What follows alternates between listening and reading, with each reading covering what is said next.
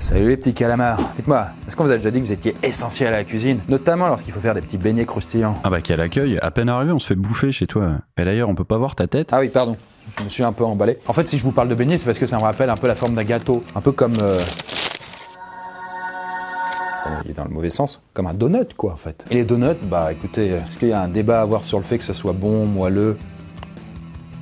Bon, moi je ne pense pas. Ah, je l'apprécie agréablement. Mais c'est aussi une forme théorique de la Terre encore imaginée par les platistes. Non mais il s'arrête jamais, c'est pas possible. Et pourtant, bah, ils existent bien. Les platistes, hein, pas la Terre plate. Et ils ont pas fini de nous surprendre, j'ai envie de dire. Par exemple, dans notre vidéo sur la Terre plate, que vous pouvez retrouver ici, et même ici, parce qu'on a fait 2 vidéos, on est des foufous, bah, j'avais abordé pas mal d'arguments avancés par les platistes. Et surtout ce que ça pouvait donner si notre planète était totalement écrasée, comme une crêpe, quoi. Bah aujourd'hui, il est temps de se pencher sur une autre possibilité, c'est-à-dire une planète donut, en forme toroïdale si vous préférez. Un disque, pourquoi pas, mais un donut, sérieusement quoi. Ah mais attendez, n'allez pas vous énerver contre les platistes. Déjà, ils sont si peu nombreux et vous allez encore plus leur donner raison. Alors en plus, cette fois-ci, c'est peut-être pas des blagues. C'est-à-dire que théoriquement, ce genre de planète est possible. Et du coup, c'est pourquoi aujourd'hui, devant vos yeux ébahis, je vais vous guider dans un univers parallèle avec une Terre en forme de... Au donut.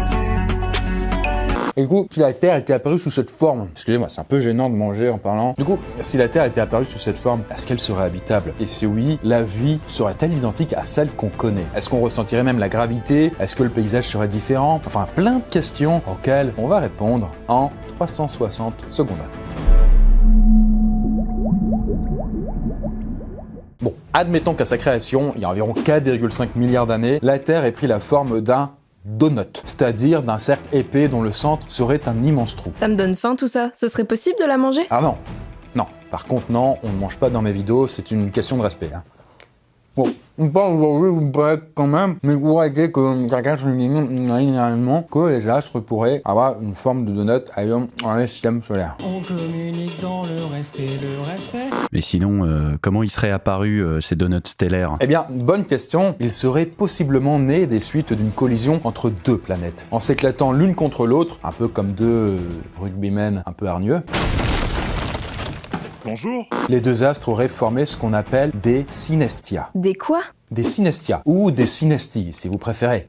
Ouais, c'est toujours pas clair. Alors, c'est pas grave si vous en avez pas entendu parler, je vous en veux pas, parce que c'est un nouveau terme scientifique. Hein. Et selon les chercheurs de l'université de Californie, il s'agirait d'une espèce de gros nuage de roche très dense et qui engloberait une planète. En gros, un nuage qui prendrait une forme toroïdale. Et là, on tient notre idée de donut. Je me demande si la vie pourrait apparaître comme sur une Terre sphérique. Eh ben, en soi, ce serait pas si différent. Une forme toroïdale, au contraire d'un disque, ne pose pas spécialement de problème pour voir apparaître une atmosphère et de l'eau, à condition qu'elle soit bien à la distance de à peu près 150 millions de kilomètres du Soleil, comme c'est le cas avec la Terre. Et si elle a le même axe qu'une Terre ronde, c'est-à-dire légèrement penchée à 23 degrés. Bah tu vas pas me dire que ça changerait rien si j'habitais sur un putain de beignet. Non, en effet, il y aurait quelques changements si la Terre était un donut. Déjà, concernant la gravité, bah elle serait pas équivalente partout. En fait, selon une simulation informatique, cette gravité serait globalement plus basse que sur notre Terre et elle serait à peu près équivalente à celle de Mars, c'est-à-dire un tiers de la gravité terrestre normale si on arrivait sur la ceinture intérieure du donut, mais aussi si on arrivait sur la ceinture extérieure du donut. Du coup, à cet endroit-là, vous seriez à peu près 3 fois plus léger et vous pourriez faire typiquement des bonds beaucoup plus hauts. Par contre, pour garder cet aspect de beignet et ne pas s'effondrer sur elle-même, eh bien, notre Terre devrait tourner très très vite. Oui, parce que si elle tournait pas assez vite, eh bien, elle s'effondrerait sous forme de sphère à cause de sa propre gravité. Et donc, ça redeviendrait une planète normale. D'ailleurs, cette vitesse de rotation extrême deviendrait un problème pour le développement de la vie. Et oui, en s'éloignant de l'intérieur du trou du donut, le climat deviendrait extrême à cause de la vitesse de rotation de la Terre. Ainsi, sur les bords externes de la planète, vous pourriez vous retrouver face à de violents orages, d'immenses cyclones, ou encore des catastrophes naturelles comme des éruptions volcaniques ou des tremblements de terre. Bon, le climat ne jouerait vraiment pas en notre faveur, et ce serait même pas accueillant du tout. Alors, pour échapper un peu à tout ça, il serait donc plus sage de vivre au pôle Nord. Oui, parce que le pôle Nord se trouverait aux abords du trou. J'ai beau? Oui, voilà, oui, bon, c'est sur sa ceinture intérieure, quoi. Et d'ailleurs, à cet endroit-là, vous observeriez un environnement intéressant. Oui, parce que, à cause de la vitesse de la planète et des catastrophes naturelles, les plaques tectoniques auraient tendance à se déplacer vers l'intérieur du trou. Du coup, il y aurait d'immenses montagnes au pôle Nord, encore plus hautes que l'Everest. En vrai, on deviendrait tous bergers. Ah bah, oui, si vous voulez, pourquoi pas. Par contre, À cause de cette vitesse extrême, vous auriez des journées ultra courtes et plusieurs levées de soleil dans un seul jour. Oui, parce que toujours selon les simulations informatiques, un jour sur Terre passerait de 24 heures, comme actuellement, à apparemment autour des 3 heures. Donc voilà, 8 fois moins pour les matheux. Ouais, compliqué de gérer un troupeau si je dois aller me coucher toutes les 3 heures. Alors oui, mais bon, vous ne serez pas non plus obligé de suivre le rythme de la Terre avec tous ces levées et couchers de soleil répétitifs. Comme la Terre aurait toujours eu une forme de donut dans cette vidéo, vous seriez certainement adapté à ce cycle de journée. Et ce serait pareil pour les animaux. Ils auraient évolué d'une autre manière en fonction de ce cycle particulier. Par exemple, les oiseaux ne pourraient pas se diriger d'un pays à l'autre en prenant uniquement le soleil comme repère, puisqu'ils disparaîtraient toutes les 3 heures et puis bon, ce serait un peu le bordel quoi. Et du coup, peut-être que si on pouvait observer ces animaux, on les verrait chasser 1 heure et puis dormir 1 autre heure, et du coup d'alterner comme ça très régulièrement. Bon bah, parlons du paysage. À quoi il ressemblerait le ciel? Eh bien, ça pourrait être très sympa selon l'endroit où vous vous trouvez. Par exemple, si vous habitez dans la ceinture intérieure du donut, vous pourriez carrément voir le continent d'en face entre les nuages, si vous leviez la tête. Et en gros, ça ressemblerait à une sorte de pont stellaire qui mènerait à un autre monde. Mais la Lune, dans tout ça, elle va tourner autour de notre équateur? Eh bien, non.